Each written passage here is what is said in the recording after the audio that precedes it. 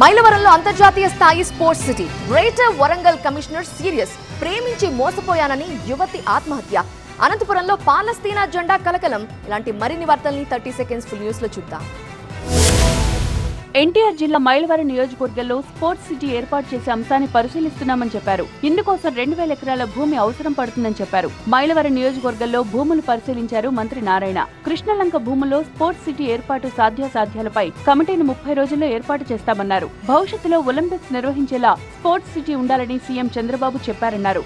అందుకు తగిన విధంగా తాము చర్యలు తీసుకుంటున్నామని చెప్పారు. 3 ఏళ్లలో రాజధాని నిర్మాణం పూర్తి చేస్తామన్నారు మంత్రి నారాయణ. ఈ నెలాఖరుకు 5000 మంది కార్మికులు రోజువారీ పనుల్లో పాల్గొంటారన్నారు. గ్రేటర్ వరంగల్ మున్సిపల్ కార్పొరేషన్లో 37 మంది అధికారులకు షోకాజ్ నోటీసులు జారీ అయ్యాయి. జీడబ్ల్యూఎంసీ కమిషనర్ అశ్విని తానాజీ ఈ ఉత్తర్వులిచ్చారు. అంబేద్కర్ జయంతి రోజు బల్దియాలో విధులకు ఎందుకు హాజరు కాలేదో వివరణ ఇవ్వాలని ఆదేశించారు. విధుల పట్ల నిర్లక్ష్యంగా వ్యవహరించిన 37 మంది ఉద్యోగులకు నోటీసులు ఇచ్చిన కమిషనర్ చర్యలు ఎందుకు తీసుకోకూడదో చెప్పాలి అన్నారు.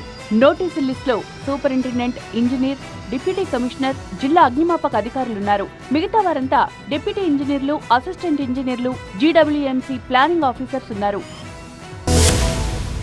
మేడ్చల్ జిల్లా దుండిగల్ తండా ప్రజలు ధర్నా చేశారు. స్థానికంగా ఉన్నటువంటి డంపింగ్ యార్డ్ ను ఇక్కడి నుంచి దూరంగా తరలించాలని డిమాండ్ చేశారు. డంపింగ్ యార్డ్ తో ఇక్కడ వాతావరణం పూర్తిగా కలుషితమవుతుందని, ప్రజలు రోగాల బారిన పడుతున్నామని ఆవేదన వ్యక్తం చేశారు. దుండిగల్ మున్సిపాలిటీలో వచ్చే చెత్తనంతా ఇక్కడ డంపు చేయడంతో చెత్త గుట్టలా పేరుకుపోయిందన్నారు. వర్షం పడితే ముక్కు మూసుకుని వెళ్లాల్సిన పరిస్థితి ఉంటోందన్నారు. దుండిగల్ డంపింగ్ యార్డ్ తొలగిస్తేనే తాము స్వేచ్ఛగా బతుకుతామని, డంపింగ్ యార్డ్ తో విపరీతమైన దుర్గంధం, దోమలు వస్తున్నాయని ఇప్పటికైనా అధికారులు స్పందించి తమ సమస్య తీర్చాలని వేడుకుంటున్నారు.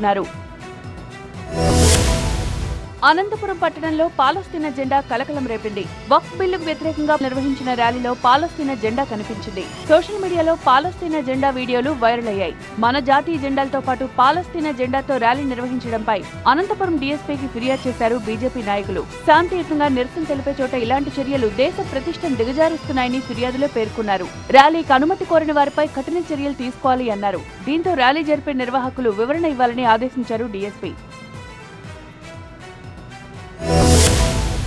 పూజారి కాలితో తంటే మోక్షం కలుగుతుందని నమ్ముతున్నారు కర్నూలు జిల్లా చిన్నహూతూరులోని భక్తులు. పూజారి కాలి తన్నుల కోసం భక్తులు బారులు తీరారు. కాలితో తన్నించుకున్న వారు ఆలయంలో పూజలు నిర్వహించి వెళ్లిపోయారు. చిన్నహూతూరు గ్రామంలో శ్రీ సిద్ధరామేశ్వర స్వామి ఉత్సవాలు ఏటా ఏప్రిల్లో జరుగుతాయి. ఈ ఉత్సవాల చివరి రోజు శివపార్వతులకు ఆలయ ప్రాంగణంలో కళ్యాణం జరిపిస్తారు. స్వామి అమ్మవార్ల కళ్యాణంలో భక్తులు కొన్ని తప్పులు చేయడంతో శివుడి కుమారుడు వీరభద్రస్వామికి కోపం వచ్చి పూజారి రూపంలో భక్తులను కాలితో తన్నుకుంటూ వెళ్తారని గ్రామస్తులు చెప్తున్నారు.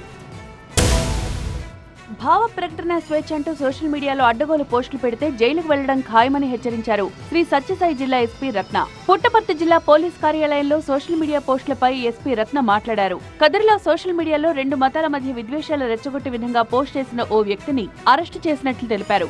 కదిరి సబ్ డివిజన్ లో పనిచేస్తున్న సీఐతో మాట్లాడిన మాటలను ఆర్ఐ సోషల్ మీడియాలో పోస్ట్ చేయడంతో 2 మతాల మధ్య గొడవ జరిగిందన్నారు. మత విద్వేషాలు రెచ్చగొట్టేలా అసభ్యకర పోస్టులు పెట్టిన వారిపై కఠిన చర్యలు తప్పవని హెచ్చరించారు ఎస్పీ.